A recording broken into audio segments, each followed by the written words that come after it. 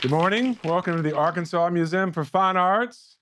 I'm Greg Thompson. It's so glad to be here and glad to have you with us. I want this to be a conversation. So if you have questions, don't be shy.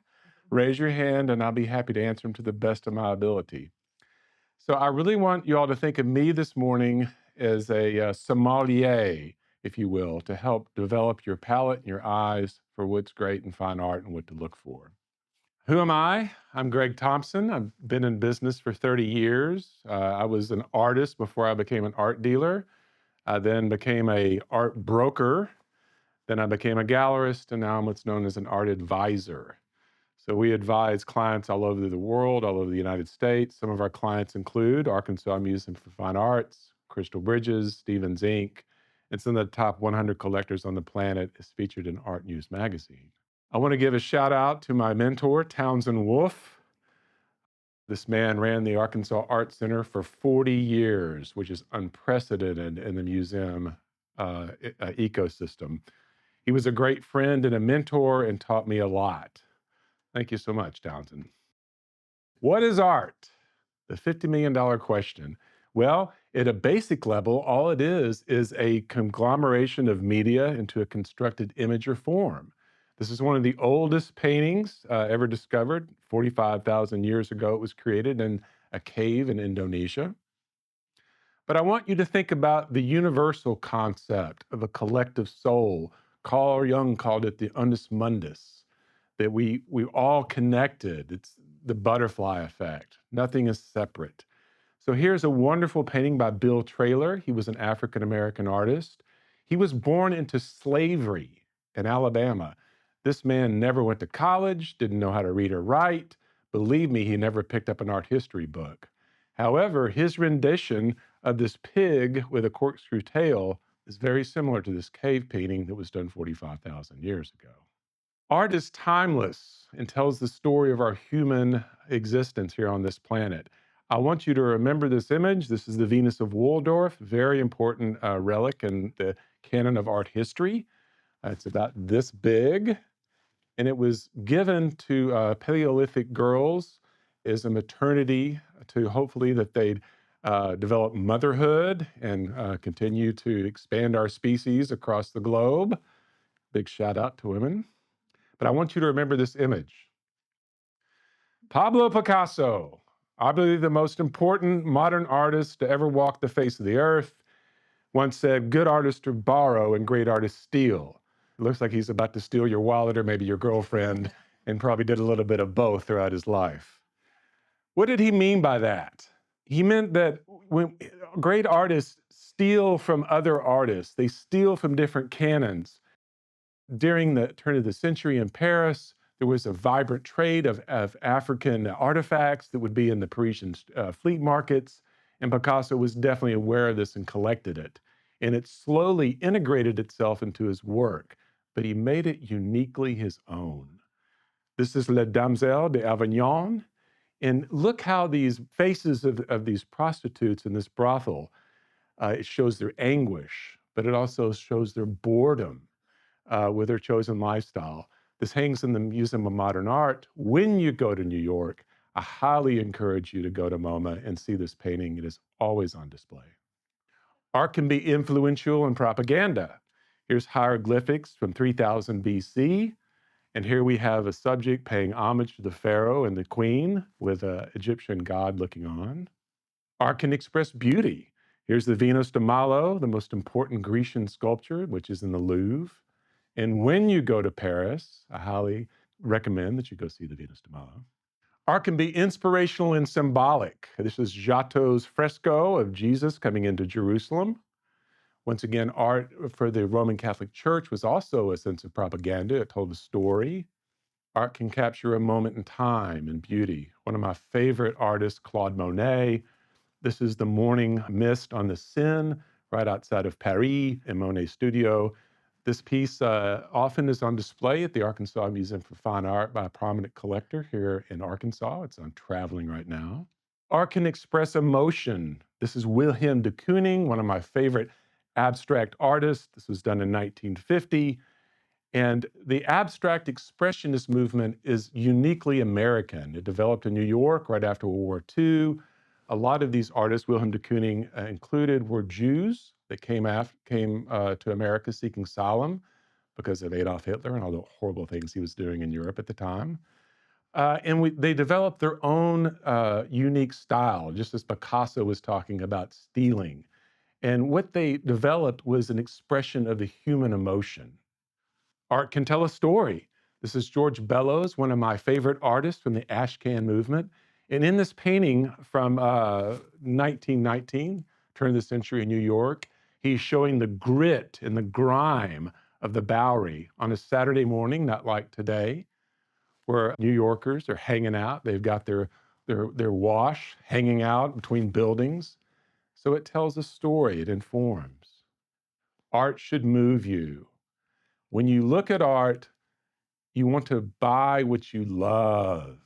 This is two paintings. This is in our art salon in Northwest Arkansas. James Hendricks is in the center, also was a good friend and a mentor. And Sammy Peters, flanking either side, arguably one of the most important abstract artists to ever come out of Arkansas. But I loved what James said about his work. He said, no one can go by a painting of mine and go, yeah, you either loved it or you hated it, but it was never a vanilla fudge kind of experience. So if art can be all these things, what makes a composition of media, pastel, watercolor, oil, et cetera, thrown on a canvas or on a piece of paper? What makes that art? Art is not necessarily subjective. Art, many times, is objective and has certain components which make it a work of art. And that's what I want you to focus on today, to hone your eye as a collector. Composition is one of the key indicators of a work of art. Now, there's two types of compositional elements. There's symmetry, and then there's asymmetry. They're very different, they're very unique, they're very important. This is a painting by one of the Italian Renaissance masters that hangs, well, it doesn't hang, it's a fresco, so it's actually painted onto the wall in the Vatican. And when you go to Rome, I highly encourage you to go to the Vatican. It is a world-class museum, not only is the seat of the papacy. And this is a huge fresco. When I first saw it, when I got out of college and traveled Europe, it blew my head away. It was so big and deeply moved me. And of course, Michelangelo's Sistine Chapel, one of the seven wonders of the world, is there. Asymmetrical balance. This is when we have the majority of the composition on one side and a minor part on the other. But what this does is it creates this dramatic tension. This is one of the most important wood blocks of all time. It's in the Metropolitan by a Japanese artist called The Great Wave off of Kanwagwa.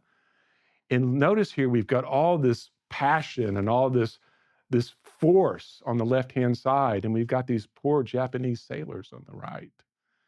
And what is going to be their fate? Are they going to go through it? Are they going to be capsized? We don't know.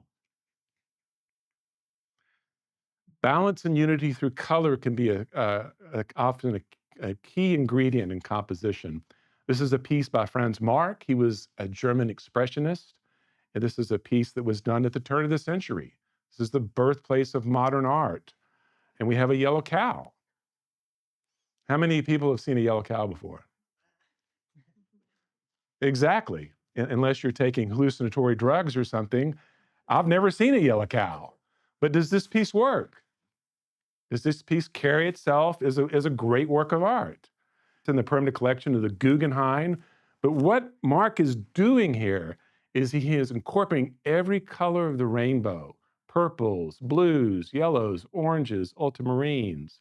And he's done it in such a way that it's balanced, it's unified, and we believe that that cow exists somewhere out in the universe. Furthermore, Hans Hofmann, one of the top colorists to ever walk the planet, didn't discover this, but he propagated it in his paintings. This is a piece called The Golden Wall that's in the Art Institute of Chicago. And something I want you to pay attention to is on the spectrum of colors, with purple being the very end and yellow being the opposite end, and every color in the rainbow, Hans Hofmann said, is lighter colors are in the foreground, it pushes it out. And when darker colors are present, they recede into the background. This is a concept that's been going on since the Italian Renaissance. Michelangelo made very good use of this as a compositional element in his paintings. But you don't have to have color. This is a piece by Louise Nevelson that's in the permanent collection of the Arkansas Museum for Fine Arts.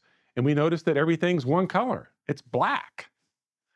However, she's taken all these abstract elements that are found objects. There's a toilet seat in there, there's various pieces of wood, but because she's painted it one color, it's unified the composition. If this was different colors, it'd be a cacophony, and it would not hold together as a composition. Another great artist that's in the permanent collection of AMFA is my one and only favorite, Thomas Hart Benton. This is a painting of Clay County Farm. And I love what Benton said. He said, you have to get the grand design. You all see this wonderful S curve that flows through this painting? Well, that goes back to the Italian Renaissance piece that we saw earlier, where we had a perspective. It's called Albertian perspective. It didn't exist until the Italian Renaissance. Remember, we looked at the hieroglyphics and they were all flat, and Bill Traylor's stuff was all flat. It took Alberto Giacometti to develop Albertian perspective. So you have to have the grand design. It has to all flow together and hold together as a composition in order to have a great work of art. Art has to have movement and rhythm. Once again, getting back to my hero, Thomas Hart Benton, this is arguably one of his most important paintings, called America Today. This is an enormous painting. It's 9 feet tall and almost 100 feet long, and it's broken up into 10 panels. This is only one of them. But notice the rhythm and the movement and how Benton turns everything, all these separate elements, but he brings it masterfully into one unifying composition. And he's telling a story. This is America in the 1920s. He painted this in 1930 and worked on it for 2 years. But it tells a story of America. And notice, Benton was an avid student of the Italian Renaissance. He loved Tintoretto, he loved Michelangelo. He was a brilliant colorist. And notice how the colors he uses make the blues here recede into the background, the yellows of the city on fire pop forth. This is an amazing work of art. And when you go to the Metropolitan, I highly encourage you to go see this painting. They've created their own special room for it. It's magnificent. Great art also has a sense of mystery. This is the most mysterious painting on the planet Earth, the Mona Lisa. My mother and I watched the Da Vinci Code last night in preparation for this, and the jury's still out as what the heck's going on in this painting. Interesting story. Word has it that this was a commission by a very wealthy silk merchant by Leonardo later in his life. Leonardo worked on this painting for 14 years. He took it with him when he traveled. He was a polymath to the nth degree. He was the embodiment of the Renaissance man. He was a scientist, he was an artist, he was a scholar, and he poured everything but the kitchen sink into this painting. And by the way, the commissioner never got the painting. He went to France and was in the court of the King of France as his, Renaissance man that he could tote out to all his friends and fans. Leonardo ends up dying in France, and the king inherits this painting. It then finds its way into Napoleon's collection. It hung in his bedroom, and now it hangs in the Louvre. And to add another layer of mystery and complexity to this wonderful painting, there are some scholars out there that think this is the artist in drag. But what I love about it is her enigmatic little smile. Art can often surprise and hold our interest. This is Louise Bourgeois. This is Mama. It's a wonderful, large sculpture at Crystal Bridges Museum of American Art. If you haven't graced that threshold, I highly recommend you do so. It's a world-class museum right in our backyard. But do you remember when we talked earlier about the Venus of Waldorf? And we talked about how great artists steal? Remember that? So I don't know, I've been alive for quite a bit, but I've never seen a spider's abdomen look like that. Have you? Doesn't look like a spider's abdomen to me, but it looks an awful lot like that, doesn't it? And isn't it funny? Because Louise Bourgeois was a very educated woman. She got her arts degree, she got her master's, she studied extensively. Art can speak and stir your soul. This is one of the wonderful paintings in the Museum of Modern Art by Jackson Pollock, another one of my favorite artists. Getting back to stealing and what makes a great artist great. Jackson Pollock is often known for his drip paintings, but he only did them for about 6 years in his life. Prior to that, he was doing abstract stuff and surrealist stuff. But he saw an article in National Geographic where Tibetan monks would create these sand paintings by and these mandalas by pouring sand very methodically to create these shapes. And Pollock got the idea to put the canvas on the floor and get enamel house paint and start dripping and slipping all over the place. And he really invented fire with modern art. And the thing I love about Pollock's work, when you go to the Museum of Modern Art and when you see this painting, because it's always on display, and you sit in front of it, it's like you're looking into the nebulous of the universe. There's an incredible depth of field. So, how can I learn more about art and develop my eye as a collector? Go to museums. Arkansas Museum for Fine Art is a fantastic museum. We have a world class works on paper collection made possible by the late, great Townsend Wolfe. Crystal Bridges is a world class museum. It's in our backyard. For the love of God, when you go to Northwest Arkansas, go to Crystal Bridges, and they're expanding, they're doubling their exhibition space. When you go to New York, when you go to Chicago, when you go to Paris, when you go to London, go to the museum. You have to look at a lot of art to kind of develop your eye as a collector. Join a collectors group in your local museum. AMFA is now gearing up to do a collectors program. I've been in business for 30 years. I've gone on dozens of these things, both with AMFA, the Amon Carter, Crystal Bridges. These are fantastic opportunities for you to hang out with other collectors, have great dinners, socialize, drink wine, but most importantly, you get behind the scenes access to museums, to private collections, and you get to visit with other collectors and talk about what you're looking at and really hone your eye. I learned a tremendous amount as an art dealer by going on these collections, and it helps establish relationships, and relationships are everything. Go to art fairs, just like our AMFA art market today. At any given week, there is a major art fair in every metropolitan city on the planet. Right now, the Armory Show is in New York. We've got our AMFA fair here in Little Rock. The most important thing about these art fairs is you're seeing curated exhibitions within a small environment.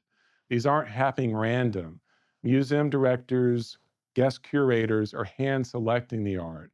So it's like you can find the needle in the haystack. They separate the wheat from the chaff.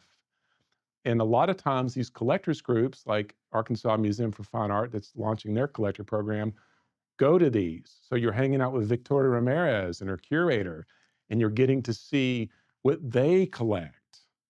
Recent acquisitions, I purchased this last night at Arkansas Museum for Fine Art by Laura Walshens. So I want to bring this full circle. So I was an artist before I was a dealer. I was a dealer before I was an art advisor. And I want to talk about all the attributes that we talk about in making a fine art and why I bought this work of art last night. It's a juicy little work on paper. It's only like 8.5 by 5.5 inches. But as you can see, this has all the attributes of what we've been talking about. It has both symmetrical and asymmetrical balance. It has form. It has positive space, which is the black area. It has negative space, which is the white area, which is a juxtaposition and tension. It has mystery to me. I think it's a great piece. It has variation, even though it's unified in black and white. As you can see, because of the medium gouache, there's some areas that are very heavily painted, and there's others that are lightly painted. And this whispers to me, it spoke to me. This is a juicy little great piece of art. Go to art galleries.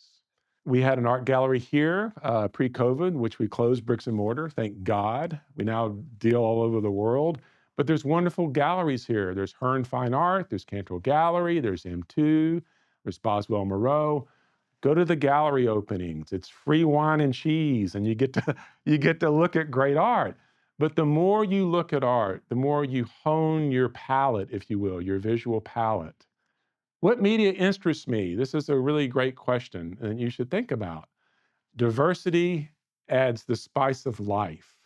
For a long, long, long, long time, Townsend would have a collector's show here at the Arkansas Art Center at the time, and he would invite premier New York dealers to come and bring their wares, and we'd do it every fall. But it was all works on paper because that's the foundation for the Arkansas Museum for Fine Arts collection. There's pros and cons to that. The pro is I love works on paper like the one I bought. There is a certain intimacy and a certain vulnerability. I love what Townsend used to say, a great artist never erases. So you get to see the mistakes, you get to see the blemishes, you get to see the authenticity of the artist's hand. One drawback is if you have it framed, it's behind glass and it hanging near a window, two things. You get reflection, depending on what time of the day. Sometimes you can buy non-reflective glass, which is a way to cut off on that. This piece by Bill Dunlap, very important artist in Mississippi, is heavy acrylic on paper, so I'm not so concerned with that as if it was a watercolor. But as you can see right next to it, a wonderful work on canvas by Al Allen, very important artist from Arkansas, also a great friend and a mentor. See the juxtaposition between these two and how they play in the room. Something to think about. Should I buy sculpture and other types of media? I say, hell yeah. I say, the more diversity in your collection, the better, the more interesting. This is a private collection we went to on one of the collectors groups, and you can see there's work on canvas on the left. There's wonderful crafts works displayed in this area near the fireplace. And they have a work on canvas above the fireplace, flanked by two wall sculptures. I say the more diverse, the better. Where not to buy art? For the love of God and all things sacred, do not buy art on a cruise ship. You're out on the open seas. The laws of our land do not apply. You're probably drunk. They're going to take advantage of you. And that goes the same for Vegas. Yeah, just don't do it. Early in my career, I would get calls occasionally from an art collector saying, I have a Salvador Dali I'd like to sell. The very first thing I ask is, where'd you get it? It's called provenance in our industry. And if they said Park West Gallery, I just shook my head and said, I'm sorry, Jack, I can't help you. Because they're on open seas, there's been several class action lawsuits of fraudulent practices, inflating prices, misrepresenting artwork value, and most importantly, selling fakes. There is nothing more heartbreaking than someone that shells out $10, $15, $20,000 on a Salvador Dali to come to find out it's not worth the paper it's printed on. Okay, I want to buy some art. Now what? I'm going to teach you a little bit of art etiquette. Just like when you go to a fine restaurant, you need to know what spoon to hold and what knife to use when you eat that 7-course meal. Can I try art home to ensure it works for me? Every gallery, every artist, every art advisor is different. 9 times out of 10, the answer is yes. Should I ask for a discount? Now, this is the $50 million question, no pun intended. There's pros and cons to this.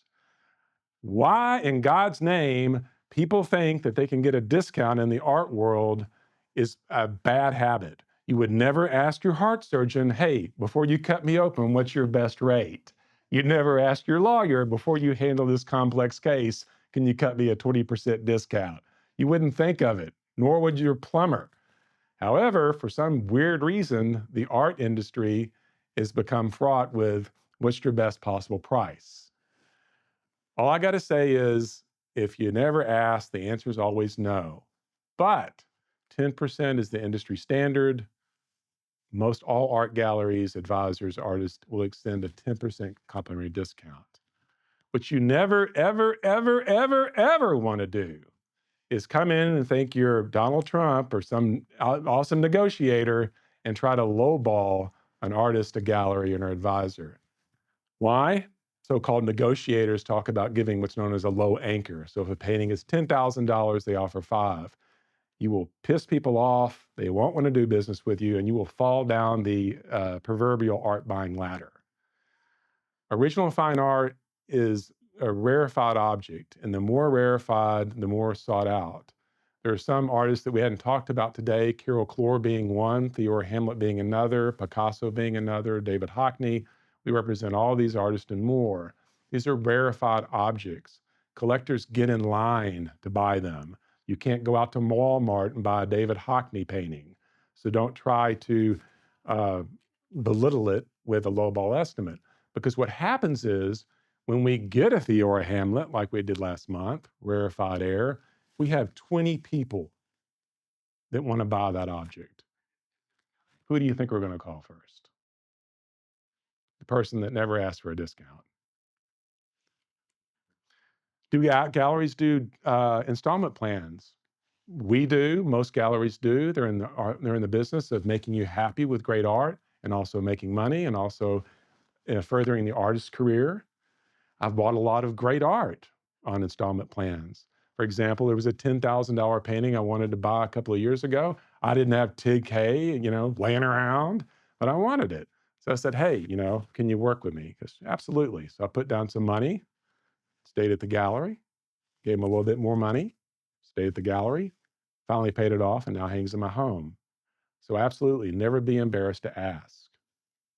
In conclusion, art is an investment of the quality of your life. Buy art because you love it, because it makes you happy, because every time you see it, your heart sings. Take your time and educate yourself as to great art. Don't be bashful about buying something this weekend.